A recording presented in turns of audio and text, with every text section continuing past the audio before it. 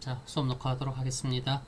오늘은 18세기 러시아 드라마의 시작, 폰비진의 미성년이라고 하는 작품을 살펴보면서 중세에서 18세기로 넘어와서 18세기에 벌어졌었던 여러 가지 문학적인, 문화적인 사건들, 그 중에서 18세기의 가장 대표적인 장르라 할 수 있을 시, 그리고 드라마, 이 두 장르를 18세기 대표 장르라고 생각한다고 했을 때 드라마의 뭐라고 할까나 본격적인 시작을 알린 본비즌의 미성년이라는 작품에 대해서 살펴보도록 하겠습니다. 대략 차례는 네 부분으로 구성했습니다. 러시아 드라마의 시작에서는 일단은 그 이전에 어떠했었는가 잠깐 살펴보고 18세기라고 하는 세기 동안 러시아 드라마는 또한 어떠한 발전의 과정을 거쳐왔었는가라고 하는 거 살펴볼 것이며, 그 다음에 데니스 폰 비진이라고 하는 사람에 대해서 이제 일종의 18세기의 시대적인 어떠한 하나의 전형적인 모습으로서 혼비진이라고 하는 사람에 대해서 이야기 잠깐 하고, 작가로서 그 다음에 작품 미성년에 대해서 이야기하고, 그런 식으로 해서는 18세기의 가장 전면에 드러나는 시, 드라마 두 장르 중에서 드라마에 대해서 이야기하도록 하겠습니다. 원예리로 보내겠습니다. 러시아 드라마의 시작 이라고 했을 때 일단은 그러면 항상 생각해야 되는 것처럼, 그러면 뭐 시작되기 전에는 아무것도 없었느냐, 뭐 당연히 그러진 않습니다. 중세시대 민중들 사이에서는 광대라고 하는 스카마라히라고 하는 그러한 존재가 아주 특별했었습니다. 일종의 요즘 생각하자고 하면은 서커스의 광대라든지 아주 그냥 코믹한 이제 코미디언처럼 코믹한 일종의 많은 사람들에게 보여주는 어떠한 뭐 행위 몸짓들, 또는 결혼식이라든지 장례식이라든지 기독교 이전 내지는 기독교와 병렬했었던 이교 신앙과 연관된 여러 민간 축제에서 놀이판을 주도했었던 사람들이 바로 이 스카마라히라고 하는 광대였었습니다. 우리 왜 얼마 전에 봤었던 시베리아 이발사 러브 오브 시베리아라고 하는 영화에서 거기 얼굴 황금으로 칠하고서는 나폴레옹 역할하던 난장이들 비롯해서는 시장 통해서 사람들에게 코믹한 그런 이제 짧은 에피소드처럼 보여주던 그 뭐 배우처럼 활동했었던 사람들 있지요. 뭐 그런 사람들이 바로 스카마라히라고 하는 저 광대라고 할 수 있어요. 코믹하거나 슬랩스틱 또는 뭐 이제 상당히 에로틱하면서도 외설적인 부분 등등 이런 것들도 많이 했습니다. 그러니까 그냥 평범한 사람들 시장 통해서 장날에 와서 이렇게 잠깐씩 보고 즐기는 뭐 그러한 거리로서 많이들 이제 보여주었습니다.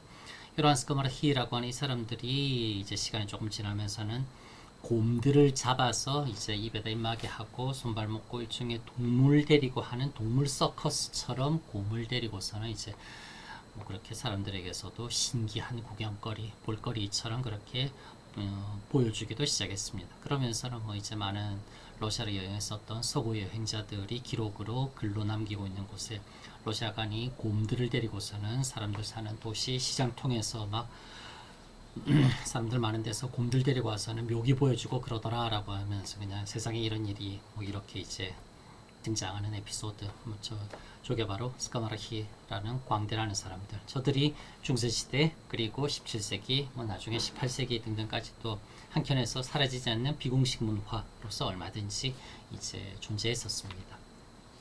어쨌건 공식적인 흐름을 찾자고 하면은 17세기 중반부터 모스크바에 본격적으로 출현하기 시작한 외국인들에 의해 점차 황실을 중심으로 위로부터 서구적 개념의 희곡과 드라마가 러시아에서도 점차 소개되기 시작했습니다. 이건 어디까지나 공식적인 설명이고 뭐 사실상 러시아 드라마의 시작, 그 흔적을 찾아 거슬러 올라간다고 했을 때 확실하게 손에 잡히고 어느 정도 영역 제도권 내에서 살펴볼 수 있는 러시아 드라마의 시작은 17세기 중반 이야기했었던 키예프가 모스크바 대공국에 이제 흡수되면서 키예프를 중심으로 해서는 키예프를 거쳐 수용되기 시작했었던 서구 문화, 모스크바에 알려지기 시작했었던 서구 문화, 그러한 서구 문화의 한 방편으로서 드라마라고 하는 것 또한 모스크바의 외국인들 통해서 알려지기 시작했습니다. 그래서는 1612년 이른바 지셔이쉬 알렉세이라고 하는 아주 그냥 뭐 종교 분야를 유도했었지만 어쨌건 알렉세이 자르 시대 때 자르의 영지극장에서 독일인 목사에 의해서 아하수에로라고 하는 구약 성서에서의 모티프를 가져와서 일종의 뭐 성서의 내용을 연극으로 옮긴 뭐 이제 그러한 공연이 러시아에서 공연된 최초의 드라마 공연이라고 이야기됩니다. 1672년 17세기 중반쯤 되죠. 무려 10시간을 쉬는 시간도 없이 상연했다고 합니다. 대단한 배우들, 대단한 관객들.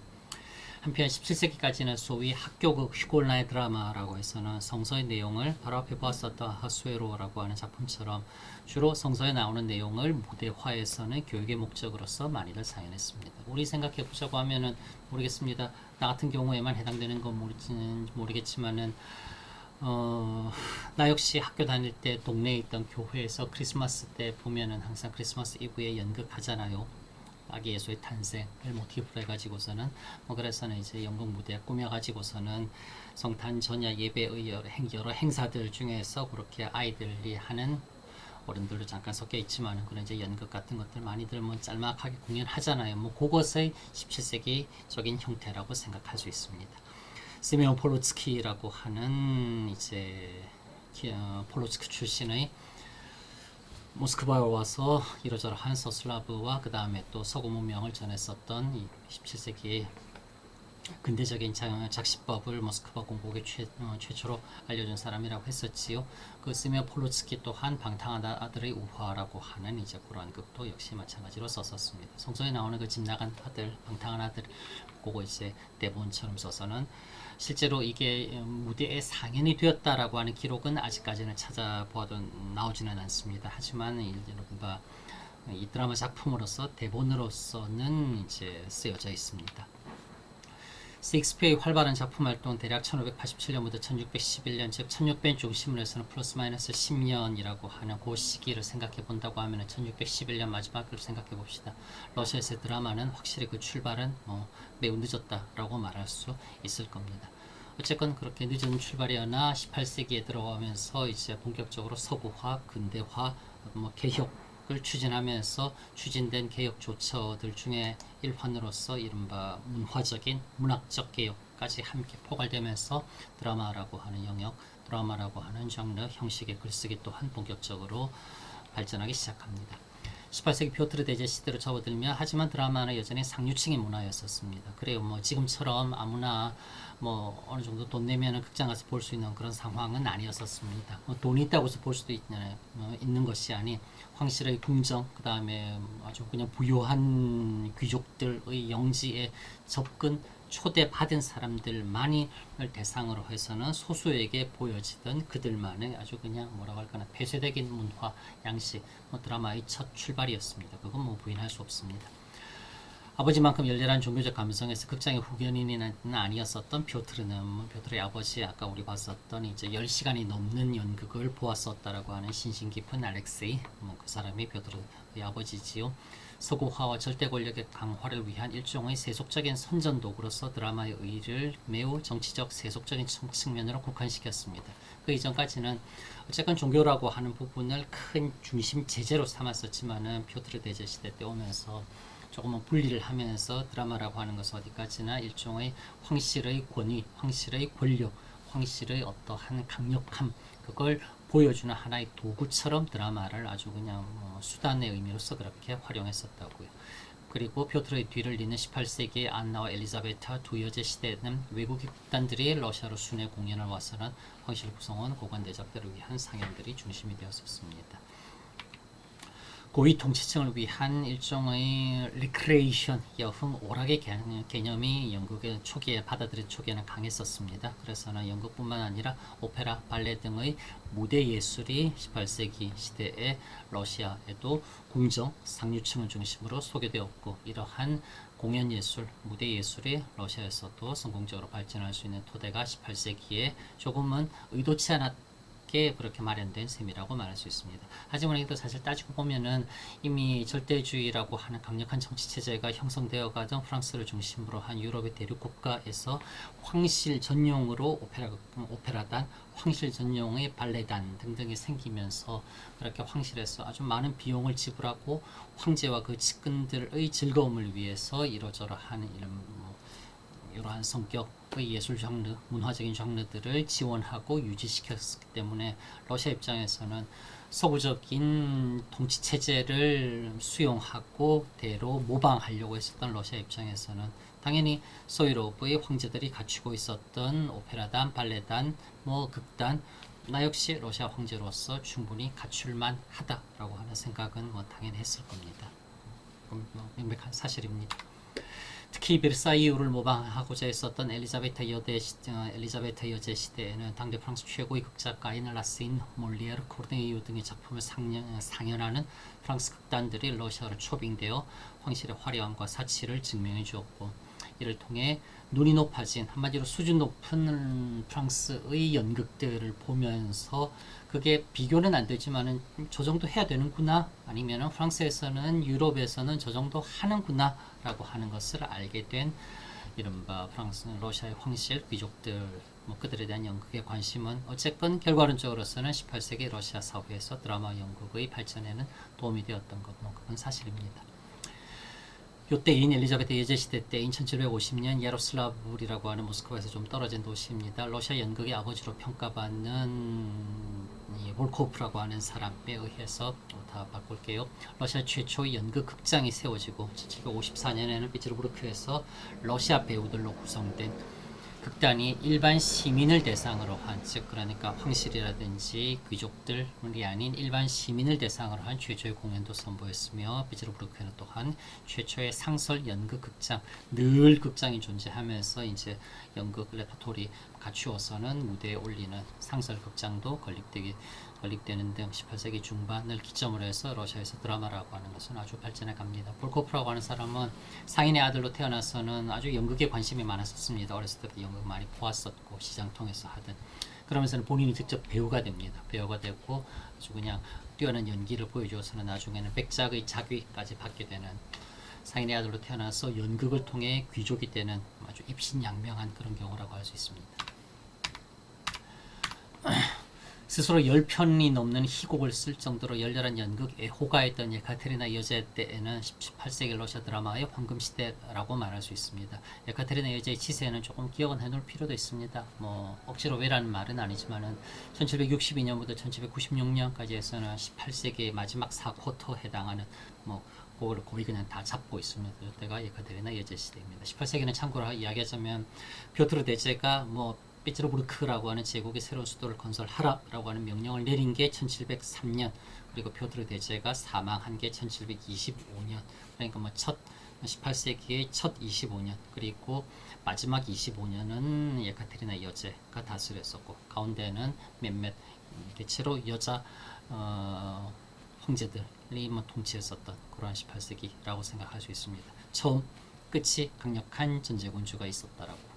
예카테리나 여제는 프랑스 고전주의를 롤모델로 극문학을 장려하고 상피츠부르크와 모스크바의 다양한 극장들을 설립되었으며, 부유한 귀족들은 이야기했던 것처럼 개인 극장, 개인 극단을 만들고 자기가 소유하기도 할 정도였었습니다. 그래서 초기 아까 볼코프라고 하는 사람이 상인 출신이었다, 상인의 아들이었다는 거지만은 초기에는 농노들을 중심으로, 농노들 중에서 조금 재능 있고 연기 조금 할 수 있겠다, 최소 대사 정도 외울 정도의 머리 너트였다 싶은 농노들을 뽑아서는 극장의 연극 배우, 문제 배우처럼 그렇게 귀족들에서는 활용하기도 했었습니다.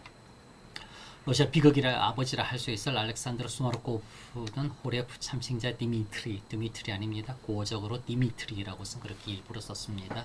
비롯한 9편의 비극 작품을 남겼으나 사실 냉정하게 평가해 수마르코프의 러시아 비극은 프랑스 고전주의 비극 드라마의 충실한 복습에 머무르고 있는 상황이고, 이때 등장한 인물로 오늘 우리 살펴볼 데니스 이바노비치 분비진이라고 하는 사람은 희극에서 탁월한 풍자를 보였으니 18세기 러시아 드라마의 진정한 출발은 여단장, 그리고 살펴볼 미성년이라고 하는 작품을 남긴 탁월한 세태 희극 위터바의 까미즈야라고 하는 세태를 묘사한 코미디 희극을 남긴 바로 이 폰비진으로부터 러시아 드라마는 본격적으로 시작되었다라고 그렇게 평가합니다.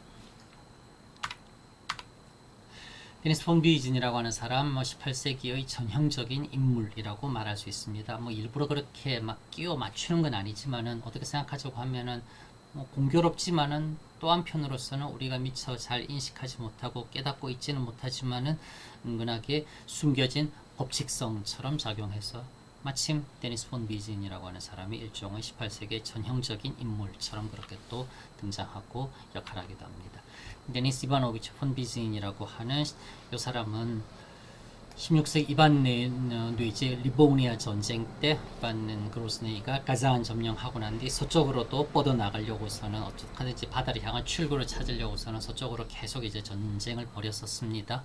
그 전쟁이 리보니아 전쟁이라고 합니다. 오늘날의 라트비아, 리투아니아 그쪽으로서 많이 이렇게 뚫고 나가려고 했었던 전쟁이에요. 결과론적으로는 뭐 러시아가 졌습니다. 모스크바 대공국이.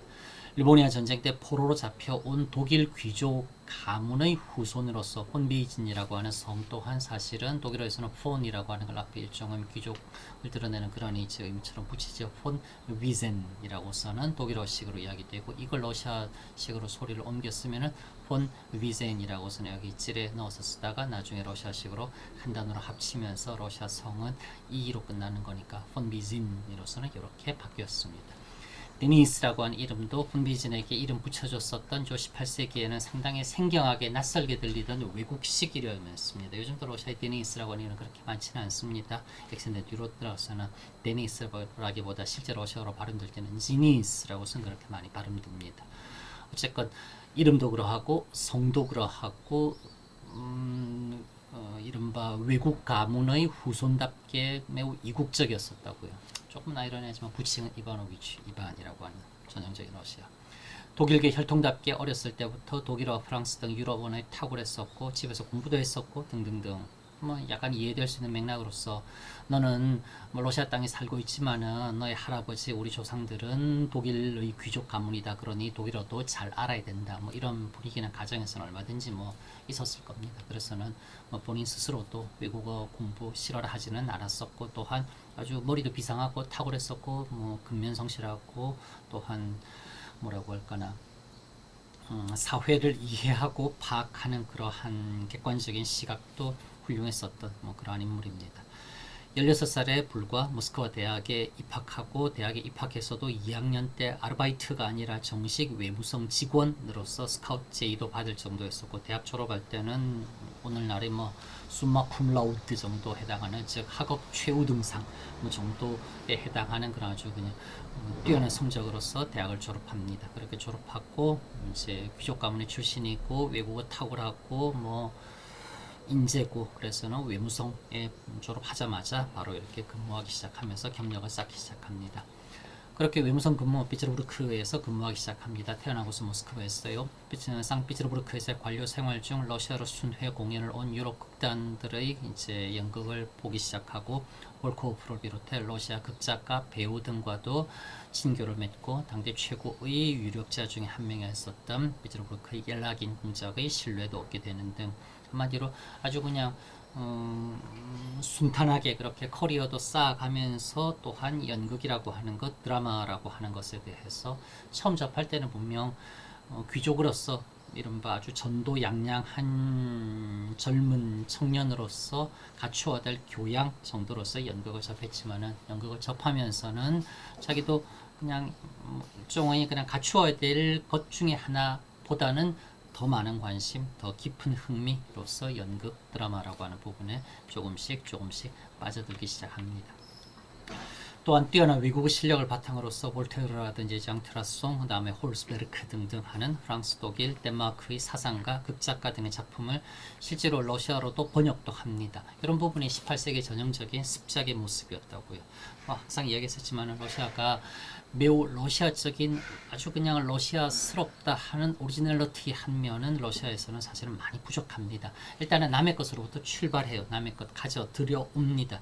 들여오기는 하나 그러나 그렇게 들여온 남의 것을 자기에게 맞게끔 러시아에게 맞게끔 재빨리 체화하고 무언가 러시아적인 내용을 담아서 전하는 데는 그래서는 심지어 출발이 러시아적인 것이 아니었다라고 하는 것도 잊어버릴 정도로 매우 스스로 자기들에게 잘 맞는 형태로 아주 재빠르게 바꾸는 데에는 러시아가 탁월한 능력을 보여주고 있습니다. 폰비즈는 또한 마찬가지였어요.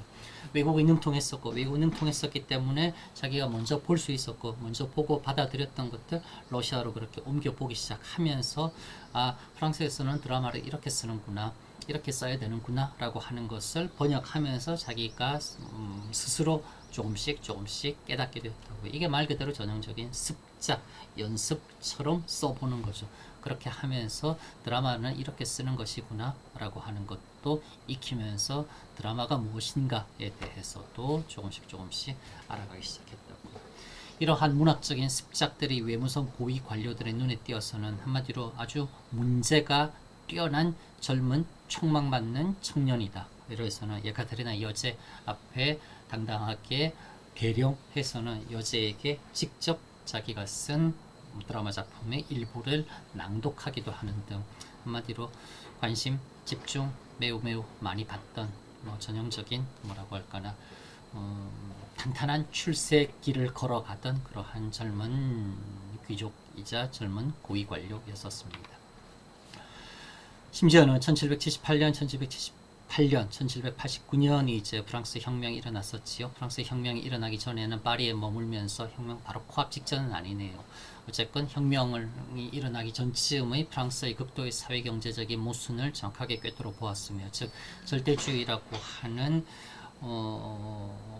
왕과 귀족 중심의 사회가 결국은 어떻게 될 수밖에 없을 것인가 라고 하는 것에 대한 파국의 장면을 어렴풋하게나마 폰 비즈는 프랑스에 머물면서 1년 반 정도 있었습니다. 그러니 그냥 잠깐 여행하듯이 가서 쓱 둘러보고 온 것은 아니었었습니다. 본인 프랑스 아주 잘했었고, 그러니 그냥 피상적으로 관찰하는 것이 아니라 아주 심도 있는 그런 통찰을 얼마든지 할 수 있었습니다. 어쨌든 그렇게 해서는 파리에 머무르면서 조금은 아이러니하지만은 절대주의라고 하는 이른바 부패하지 교체되지 않는 권력이 결국은 어떻게 부패할 수 있는가라고 하는 것에 대해서 어렴풋하게나마 폰 비즈는 그 말로 파국이 어쩌면이라고 하는 것을 느끼고 왔었습니다. 폭발을 목전에 둔 민심을 생생하게 관찰하게 됐었고, 심지어는 파리를 찾은 미국의 벤저민 프랭클린, $100짜리 지폐에 나오는 프랭클린 있지요. 프랭클린을 만나기도 하는 등 이른바 러시아의 고위 관료로서 상당한 러시아 바깥의 서구적인 인사들과도 교분을 나누면서 그들과의 교류 통해서 사실은 러시아가 어떠한가, 우리가 어떠한가라고 하는 것을 오히려 바깥에서 조금은 우회해서 스스로를 들여다볼 수 있는 그런 기회 아닌 기회도 갖게 되었습니다. 러시아로 돌아와서는 학술원 회원으로 선출되어 활발한 활동을 보이기도 했으나, 안타깝게도 40도 채 안 된 나이에 병으로 건강이 나빠져서는 공직에서 물러나고, 예카테리나 여제의 오해 아닌 오해를 사게 되어서는 작품이 생전에는 출판도 허락되지 않는 등 말년에는 조금 어려웠었습니다. 그러다가 47살의 나이에 결국은 죽게 됩니다. 서구 혈통의 후손으로서 근대화 유럽화 개혁을 주장한 러시아의 18세기라고 하는 시대를 살아가며, 그러나 이미 러시아인으로 러시아 땅에 녹아든 입장에서 러시아라는 사회 전반이 무엇인가 전범이라 할 수 있을 보고 배우고 따라야 할 프랑스, 독일, 영국, 이탈리아 등등과 우리 러시아는 조금 뭔가 다르다라고 하는 것을 어렴풋하게나마 느꼈었고, 그리고 왜 우리 러시아는 이렇게 다를까? 그럼 다른 우리 러시아는 어떠한 모습인가? 라고 하는 것을 글로써 그리고 행동으로서 보여주려 한, 어떻게 생각하자고 하면은 매우 전형적인 러시아의 그러한 지식인의 모습을 보여준다라고 할 수 있는 인물입니다. 오늘 수업 시간 나중에 하게 될 알렉산드르 라디치체프 또한 이 계열에서 훨씬 더 정치적으로 좀 더 강력하게 나아가는 인물이 됩니다. 라디치체프는 어쨌건 폰 비즈니라고 하는 인물, 18세기의 한 명의 전형적인 인물 타이프라고서는 충분히 이야기할 수 있습니다. 그럼 그러한 폰 비즈니에 남긴 미성년이라는 작품에 대해서 조금 살펴보도록 하겠습니다. 러시아어 원어가 네도로슬이라고 나왔지요. 저는 분명히 가치론적인 평가입니다. 니드러슬, 자라야 되는 부분까지 아직 자라지 못한 상태, 그런 경우입니다. 도스토옙스키도 우리말로 번역하면 미성년이라고 하는 또 다른 작품이 있습니다. 그 경우는 보드로스토크, 아래까지 자란 상태라고 해서는, 바드로스토크 같은 경우는 이제 조금 더 자라면은 자라야 될 상태를 도달할 수 있는 그런 의미로서 바드로스토크, 이제 자라야 되는 그 기준치, 예를 들어서는 그냥 아주 세속적으로 생각해서 고등학교 졸업하면 이제 성인이다라고 했을 때, 고등학교를 졸업하는 그 정도까지 거의 턱밑까지 차오른 경우를 바드로스톡이라고 한다면, 예드러슬은 아직 한참 못 미치고 있는 상태로서의 부정적인 의미가 단어에서 강합니다. 1778년 프랑스에서 돌아오고 난 뒤 본격적으로 집필해서는 꽤 오랜 시간 그래도 다듬었습니다. 한 3년 동안 낑낑대면서 썼어요. 그래서 1782년에 완성하고 출판된 것은 83년, 뭐 초연된 것은 82년 말, 그래서는 82년, 83년 조금씩 왔다 갔다 합니다. 출처에 따라서는. 18세기 당시 비극에 비해 한 단계 낮은 것으로 치부되던 희극, 비극, 트라게디아, 희극, 가메디아, 희극을 통해 러시아 사회의 진정한 새로운 면을 전하려 의식적이었건 무의식적이었건 노력했었던 인물이고 그러한 노력의 소산으로 미성년 생각할 수 있습니다. 그 시대 희극 작가들은 프랑스 희극을 일종의 대본으로 삼아서 주인공 이름, 장소 등등을 러시아식으로 바꾸는데 그쳤지만은 이제 그러니 아주 습작의 초기 단계였었죠. 그래도 뭐 수마르코프 등을 비롯한 비극은 그래도 약간은 러시아적인 제재, 러시아적인 정서 등을 담아내려고 했었으나 어쨌건 비극도 프랑스식 비극을 일단은 가져오는데 조금은 급급한 상태였다고 하면 희극은 정말 이거는 거의 그냥 대놓고 아직은 베끼는 수준, 거기서 그냥 등장 인물만 뭐 자크에서 이반으로 바꾸고 뭐 그런 식으로 파리를 모스크바, 비츠르부르크로 바꾸고 하는 그런 정도였었지만은 폰 비즈는 당대 러시아의 구체적인 삶 그리고 그러한 상황 자체를 묘사하려고 노력했고 아주 성공적으로 잘 이루어지고 있습니다. 뭐 작품의 내용 줄거리는 이제 여러분들 읽어봤으니까 다 알 수 있겠지만은 착하고 아주 그냥 뭐라고 할까나 도와주고 싶은 그리고 당연히 이제 아름다운 여주인공. 그런데 그 여주인공이 뭐 혼자 있다시피 하고서는 아빠라든지 뭐 주변에 도와줄 만한 사람은 아무도 없는 그런 상황에서 그 여주인공의 거액의 상속 재산이 돌아올 예정 이게 됩니다. 그러자 그녀의 재산을 탐낸 뻔뻔하고 흉악하고 아주 사악한 무리들이 그 재산을 뺏기 위해서 온갖 가문이설 내지는 뭐 조금은 물리적인 직접적인 위해 등을 가해서는 여주인공을 협박하고 재산을 빼앗고 그래서 여주인공을 아주 그냥 비참하게 만들고 떠나버리는 그러한 내용의 브레이크를 걸면서 또 다른 주인공이 등장해서는 이 사악한 무리들을 처단하고 여주인공에게 뭐 약자에게 자기가 누려야 될 온당한 몫이 돌아가도록 하고 또한 뭐 일종의 그러한 행위에 대한 리워드로서 등장해서 도움을 준 요 주인공 또한 결합하게 되는 그런 전형적인 약간 아주 그냥 뭐라고 할까나 도식이라고 할 수 있을 이제 그러한 전개입니다. 프랑스 고전주의 희곡 그 다음에 이탈리아의 오페라 등에서 아주 그냥 딱 정착된 하나의 고전적 도식으로서 권선징악 계몽주의적인 의도 작품에 노골적으로 드러납니다. 그래요. 뭐 그런 뭐 없는 거 아니에요. 그러나 그럼에도 불구하고 폰 비즈는 미성년은 너무나 러시아적인 삶을 충실하게 반영하고 구체적이고 직접적으로 묘사하고 있으니 특히 악역이라고 할 수 있을 프로스타코바 부인과 그의 동생 스카치닌 스코트가 가축이라는 말이거든요. 충분히 뭐 여러분도 좀 알 수 있겠지만 되게 아주 탐욕스러운 식탐하는 그런 인물로 나오잖아요. 그냥 딱 바로 돼지 연상케 하는 뭐 가축이나 다름없는 사람이 아니라고요. 스카치니 미트로파안의 그러한 모습, 언어, 행위는 오늘날까지도 러시아 사람들에게 그냥 저절로 웃음을 그냥 뭐 자아내는 그런 이제 사람과의 레포토리로 남아 있습니다. 한편 그냥 이렇게 웃음만 주는 거냐고 하면은 또 당연히 그건 아닙니다. 스타로둠이라고 하는 스타르의 둠마치 오래된 생각 옛날부터 쌓여있는 아주 그냥 현명한 생각 뭐 그런 뜻일 텐데 스타로둠이라는 앞에서 언급했었던 저 위에 있던 프로스타코바 부인이라든지 뭐 자신의 남동생 스카치닌 아들 미트로판 남동생이든 아들이 되었건 요 이제 소피아라고 하는 상속녀랑 결합시키려고 하지요. 결혼시켜가지고서는 재산 탐내고 있지요. 요들을 도와주는 인물로서 이제 뭐 삼촌인데 진짜 아저씨 스타르도움이라는 이들과는 또 다른 극단에 서 있는 점잖은 사람의 교훈적 장광설을 배경으로 어쩌면 스타르돔 이야기는 그냥 한 페이지 넘어가는 부분도 그냥 종종 있죠. 그냥 아주 말 많아요. 나처럼 그냥 말로 그냥 사람 피곤하게 만드는 좋은 말이긴 하나 어쩌면 더욱 효과적인 풍자와 희극 정신을 구현해내고 있다라고도 말할 수 있습니다.